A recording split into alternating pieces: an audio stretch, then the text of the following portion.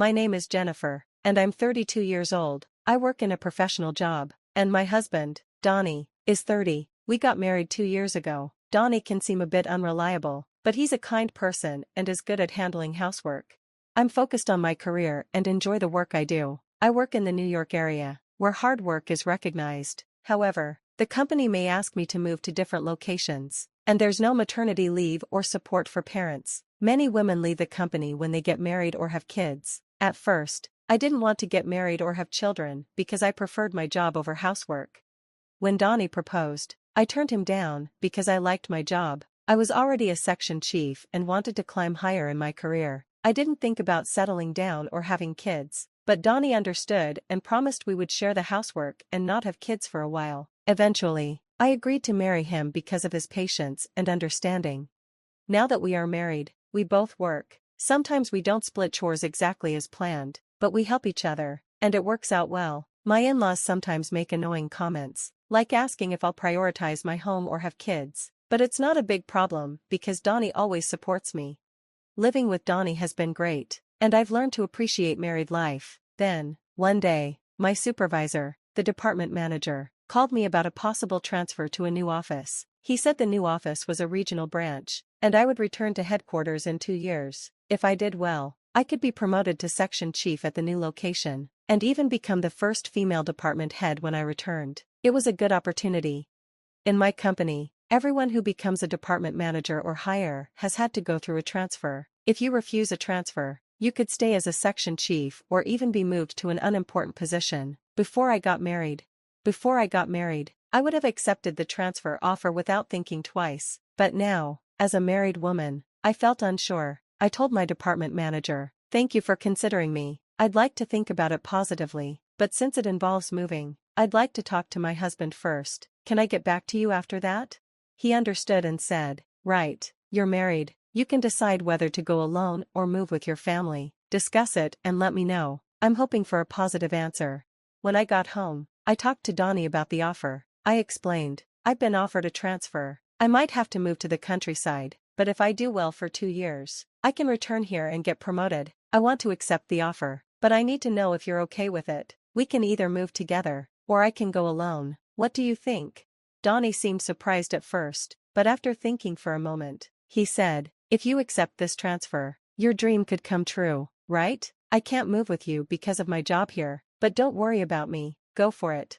With Donnie's support, I told my company that I would go alone for the transfer. I started negotiating the terms, and the company agreed to cover my moving expenses. They also agreed to treat me as on duty when commuting back home from my new location, and they offered a good benefits package. With all these conditions, I decided to accept the transfer to the branch office. I officially received the transfer order and made plans to move to the countryside. I could rent a company apartment for a low price, so I decided to live there. On the day of the move, the movers had already taken my things, and Donnie came to see me off at the station.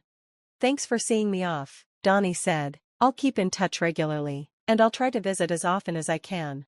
"Yeah, I'll be waiting. Just don't overwork yourself since you're working remotely," I replied. "You too, take care," Donnie said as I left. And so, my life as a remote employee began. I planned to visit home during long holidays and slower weeks, but things at the branch office didn't go as expected. Right after I transferred, trouble started. Some employees didn't trust me just because I was a woman, and they wouldn't acknowledge me. I became the target of rumors, and my instructions were ignored. My phone calls weren't even transferred.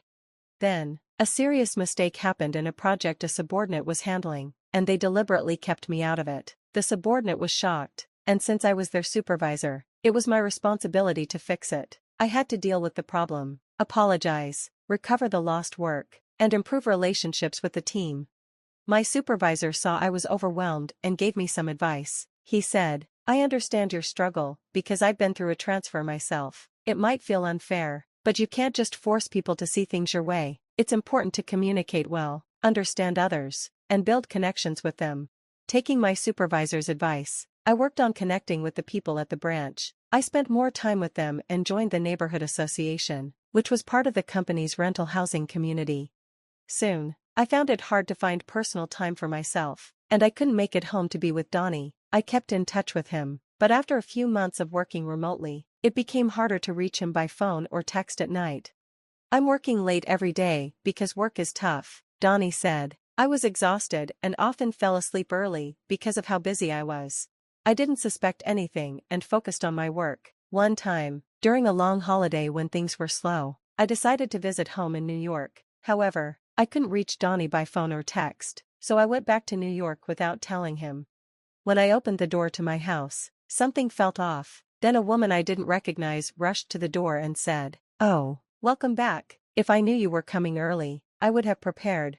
Both of us were shocked, and there was an awkward silence. The woman spoke first, asking, 'Who are you?' I replied, 'Who are you? This is my home. There must be a mistake. I live here.' We argued, and then decided to step outside to check the house number. To my surprise, the nameplate on the door was the custom one I had ordered. The key still fit, so I said, 'This is my house, I'm going in.' The woman protested, but I ignored her and went inside. Once inside, I saw everything had changed. The curtains, furniture, and even the decorations were different. There was a framed photo of Donnie and the woman at a theme park in the living room. I saw mugs I'd never seen before in the kitchen, and in the bathroom, there were unfamiliar toothbrushes, skin products, and women's shampoo. The bed linens were new, and there were no traces of my things left in the wardrobe, only the woman's clothes. Donnie's things were hidden in a back room, like the woman had moved in and taken over. I was still in shock when I heard the front door open. "Hi, I'm home," Donnie said. "Lola, did you invite a friend over?" Seeing him, I was stunned. "Justin?" I asked. "Since when did you become Justin? Can you explain what's going on?" Donnie looked shocked and said, "What are you doing here?" I confronted him, asking, "What's going on? Why are you calling yourself Justin?" He hesitated, and then said, "Well, this man's real name is Donnie, and I'm Donnie's wife, Jennifer." The woman, Lola, interrupted, saying, "That's a lie, he told me he was divorced." Donnie then explained, "Well, Jennifer, when you didn't come home, I was lonely, so I casually signed up for a dating app and met Lola." I was confused. "So, Justin is your fake name on the dating app?" Donnie replied, "No, it's not that. I thought using my real name would cause problems, so I used a fake name but kept my last name the same." I asked, "And why did Lola lie about being divorced?" Lola replied, "On my dating profile, I said I had only ever gone to all-girls schools and never dated a man before. I was looking for someone serious about a relationship and marriage. I felt hurt by what Donnie said, so I lied about being divorced to Lola, and we started living together." "Why would you do that?" I asked. Donnie then tried to justify his actions. "It's your fault for always being away for work. It's natural for a man to want a woman. We've been living separate lives because of your job and all the overtime. I just wanted a warm home, with dinner ready when I came home." I was shocked by his confession. I had always thought he was understanding of my work, but this didn't make his actions right. "That doesn't excuse what you did," I told him. "What you did is horrible. If you wanted to be with someone else, you should have divorced me first. Why didn't you do the right thing?" Donnie replied, "I loved you both. I never planned on leaving either of you." I was furious. "After everything you've done, it's obvious I would find out when I came back. It's unbelievable you thought you could hide this from me." He tried to blame me. "It's your fault for breaking your promise and not coming back. If you just came home, I never would have cheated." Our argument turned into a shouting match, and the woman Donnie had been seeing stood there, pale, realizing she'd been tricked by a married man. The other woman finally realized she had been lied to, and said, "So it was all a lie? You made a fool of me. I'm leaving right now." Lola tried to leave, but Donnie tried to stop her. "Wait, it's not what you think," he said, but she pushed him away, saying, "Don't touch me with your filthy hands. I can't believe a word you say," and left for her parents' house. After everything that happened, I decided to get back at Donnie by gathering as much evidence as I could. Once I returned to my work assignment, I hired a private detective to look into Donnie's mistress. The detective found out that she was the daughter of an executive at one of Donnie's business partners. I had a lawyer send proof of the affair to both Donnie's family and the other woman's parents. When Donnie's family got the documents, he protested, saying he didn't want a divorce. I prepared myself for a long fight, even considering taking the case to court. The other woman's family contacted my lawyer, and we agreed to meet at their office. The other woman and her parents showed up and apologized to me, saying, "We're so sorry, even though we didn't know about it. Our daughter caused you so much trouble." The other woman and her parents explained that their daughter was very sheltered and naive. She had always dreamed of a more free and romantic love, so when she met my husband on a dating app, she didn't realize who he really was. She thought he was divorced and wanted to move in with him. Despite their warnings, she didn't listen and ran away from home to be with him.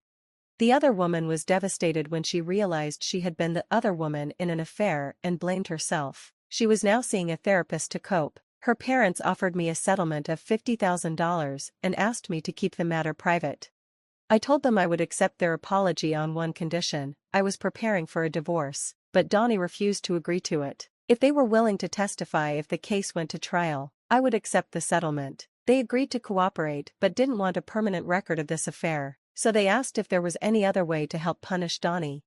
I realized that Donnie's workplace was a client of the other woman's family, and we decided to work together to teach him a lesson. His workplace would soon face issues because he had angered a powerful executive at one of their client companies. This would all be blamed on Donnie.